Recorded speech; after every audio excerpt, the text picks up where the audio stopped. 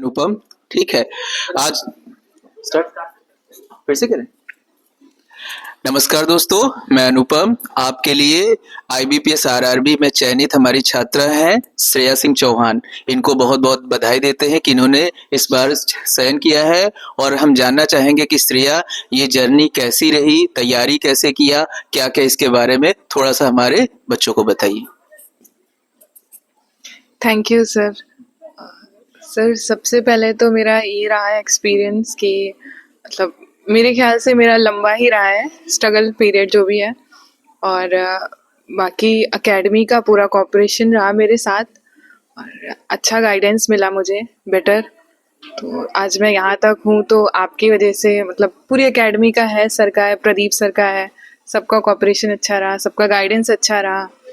और फिर ये रहता है ना कि कुछ अपने पे भी डिपेंड करता है, तो ज़रूरी नहीं है कि आपका सिलेक्शन मतलब है किसी का तो वो 1 साल में या 2 साल में या 3 साल में हो ही जाए। तो वो रहता है प्रोसेस में, कभी-कभी लंबा टाइम लग जाता है। बाकी ये है कि अगर लगे रहते हैं हम कंसिस्टेंटली, कुछ मेहनत कर रहे हैं, किसी चीज़ के पीछे भाग रहे हैं, तो अपना टारगेट अचीव होना ही है।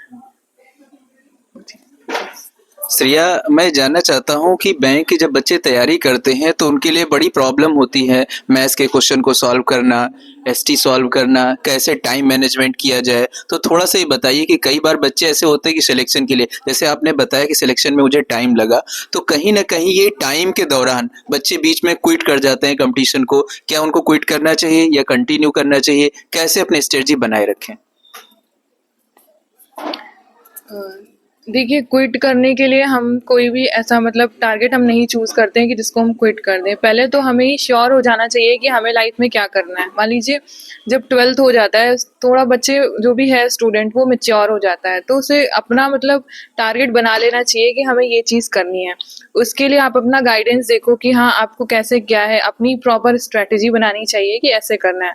1 साल आप फेल हो रहे हो, दूसरे साल हो रहे हो, आपसे जो भी आपकी कमियाँ हो रही हैं या जो भी गलतियाँ हो रही हैं, आप उनको सही करो, उनको करेक्ट करो, ढूँढो, आप उनको पहचानो, ठीक है? और टाइम बिल्कुल भी वेस्ट नहीं करना है। हमें 24 घंटे मिल रहे हैं, तो हमें ये देखना है कि 24 घंटे में हम 12 घंटे अपनी पढ़ाई कैसे यूटिलाइज़ कर रहे हैं, कैसे मैनेज कर रहे हैं समय को।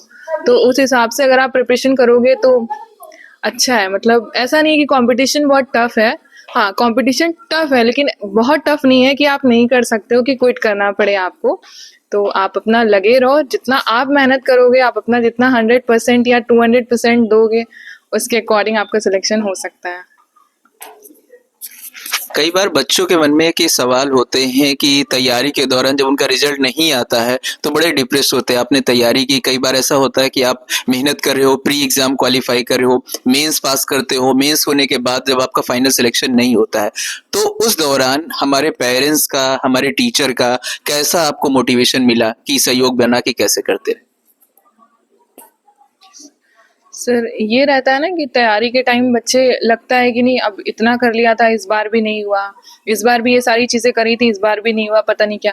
हाँ, एक चीज़ है, टाइम के साथ अपडेट होना बहुत ज़रूरी है, क्योंकि 1-2 साल में ऐसा रहता है कि आपकी प्रिपरेशन जो स्ट्रैटेजी है, ज़रूरी नहीं आप पहले जो फॉलो कर रहे थे वही आपको नेक्स्ट ईयर भी करनी है, इस साल भी।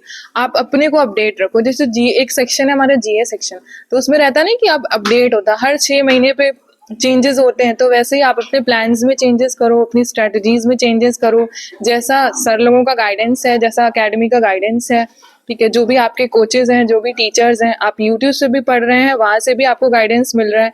गाइडेंस आप सबका लो और अपने अकॉर्डिंग अपनी स्ट्रैटेजी बनाओ और उसको फॉलो करो अच्छे से। श्रेया, लास्ट में आप ये जानना चाहेंगे कि क्या मैसेज देना चाहेंगे कि जो लोग उन्नाव से जुड़े हुए हैं या बाहर तैयारी कर रहे हैं, उन बच्चों के बारे में कुछ कहना चाहेंगे?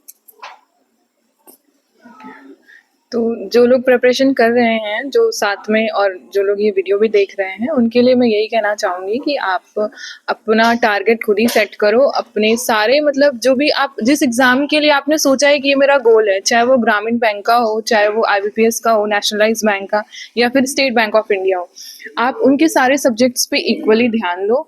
आप देखो कि मतलब कौन-सा सब्जेक्ट, हाँ, ये चीज़ तो है, किसी का भी ऐसा नहीं होता है कि सारे सब्जेक्ट्स अच्छे हैं। रहता है, मेरा भी था कि कुछ सब्जेक्ट होते हैं जो आपके एवरेज होते हैं, कुछ होता है कि आपको बिल्कुल नहीं आते, आप उसमें ज़ीरो से स्टार्ट करते हैं। तो ये नहीं रहना चाहिए कि आप ये सोचो कि नहीं इस सब्जेक्ट में नहीं आ रहा है, इसमें हम वीक हैं या ये हम नहीं कर सकते। जो आपको सब्जेक्ट वीक है उसमें आप सोचो कैसे एवरेज होना है, और जो सब्जेक्ट अच्छे हैं या एवरेज है उनको बेटर करने की कोशिश करो।